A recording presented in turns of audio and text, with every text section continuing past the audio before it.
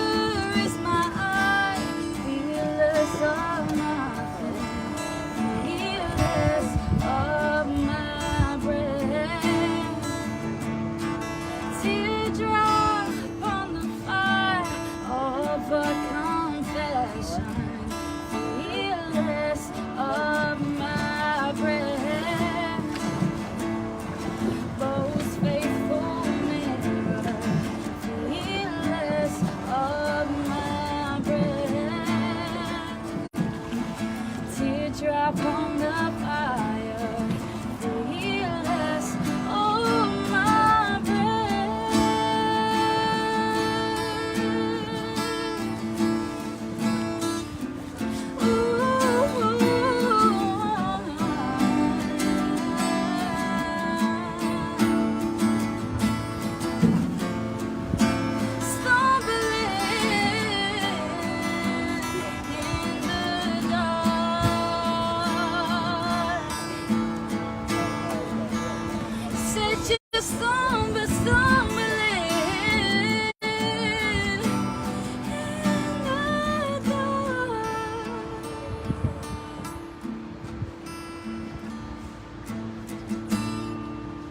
Gather for me.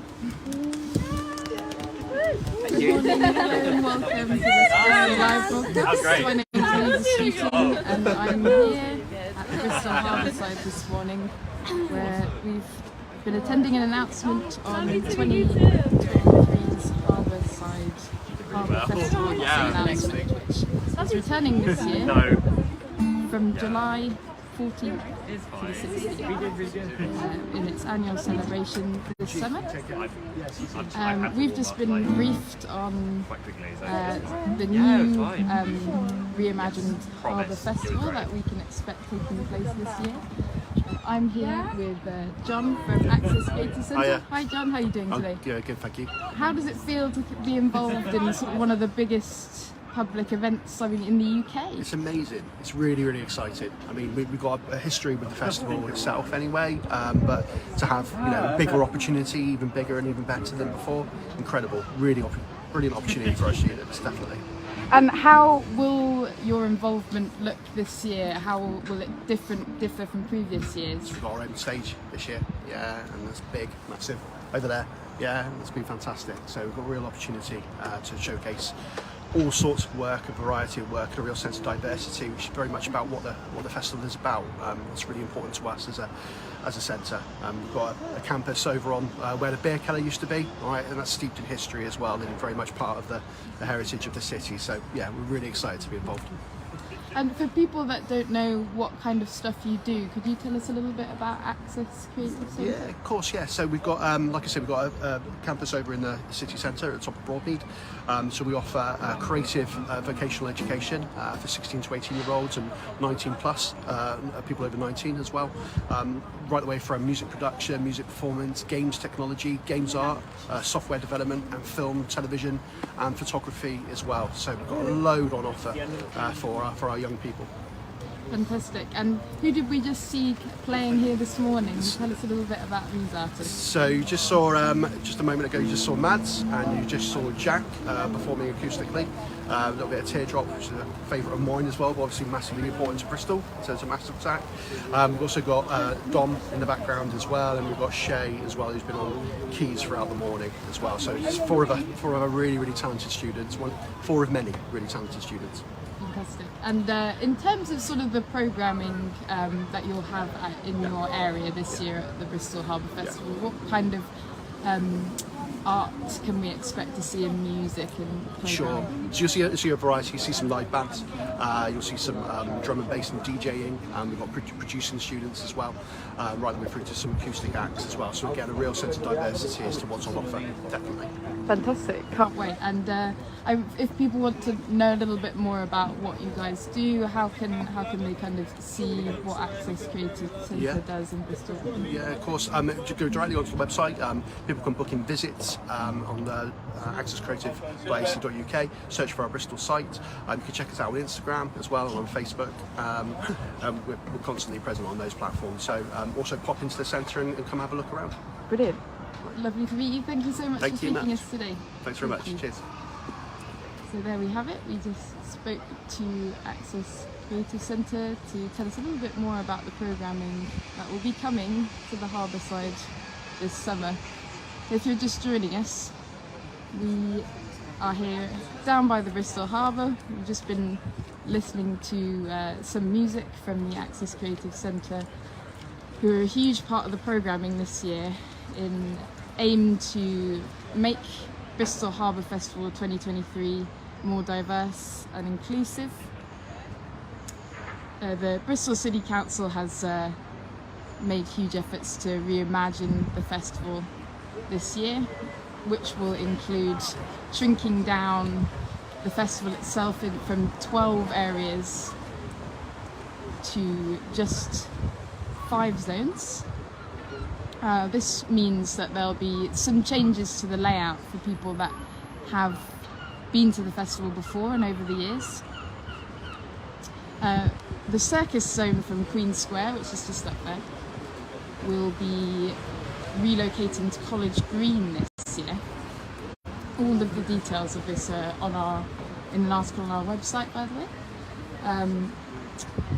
And the amphitheatre, which you can just see over there, will be becoming a food court. So previously a lot of the food stores have been around Queen Square, and this year that will be home to a lot of the food, and there'll be a stage there that Access Creative Centre will be performing at.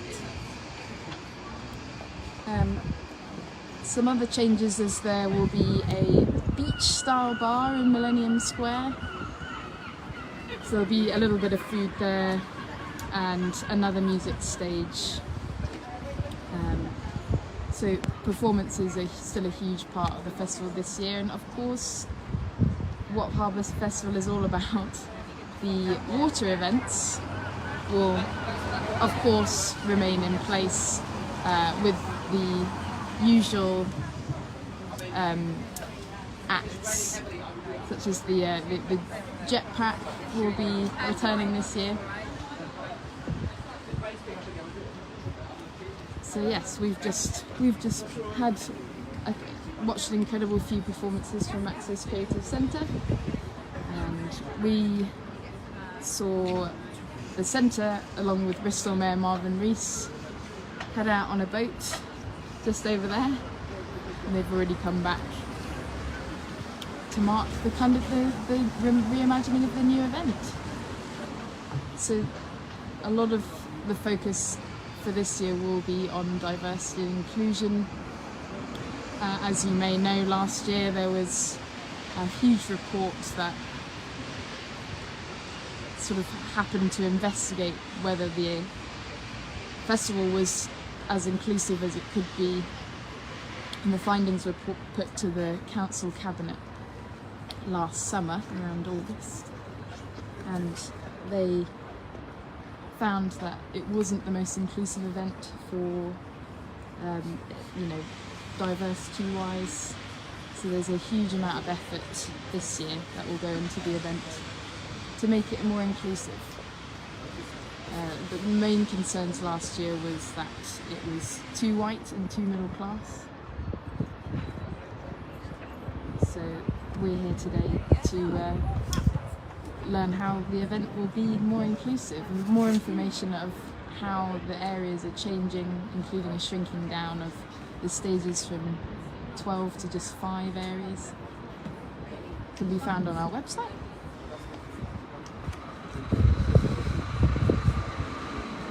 So if you're just joining us, this was a launch event for the Bristol Harbour Festival, which sees 250,000 people come down across 3 days.